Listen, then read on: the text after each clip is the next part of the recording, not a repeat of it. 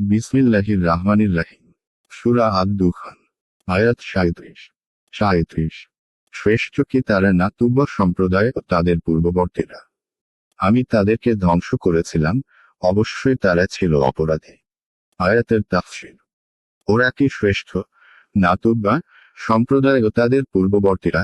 আমি ওদেরকে ধ্বংস করেছিলাম, নিশ্চয় ওরা ছিল অপরাধী। অর্থাৎ মক্কার এই কাফেররা তুব্বা এবং তাদের পূর্বের সম্প্রদায় আদ ও সামুদ ইত্যাদিদের থেকেও বেশি শ্রেষ্ঠ নাকি? যখন আমি তাদেরকে তাদের পাপের কারণে এদের থেকেও বেশি শক্তিশালী হওয়া সত্ত্বেও ধ্বংস করে দিয়েছি, তখন এরা আবার কি এমন মর্যাদা রাখে? তুব্বা বলতে সাবা সম্প্রদায়কে বোঝানো হয়েছে। সাবায় হিমায়ার নামক এক গোত্র ছিল। এরা তাদের বাদশাহকে তুব্বা বলত।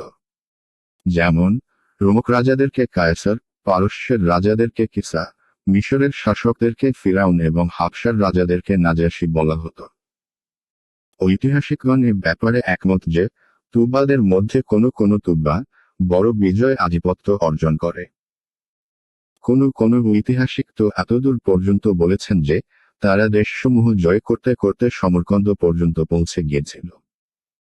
এইভাবে আরো কয়েকজন প্রতাপশালী বাদশাহ এই জাতির মধ্যে অতিবাহিত হয়েছে এবং তারা তাদের যুগের এক বৃহত্তম সম্প্রদায় ছিল, যারা শক্তি, ক্ষমতা, প্রভাব প্রতিপত্তি এবং সুখ স্বাচ্ছন্দ্যের দিক দিয়ে পৃথক বৈশিষ্ট্যের অধিকারী ছিল।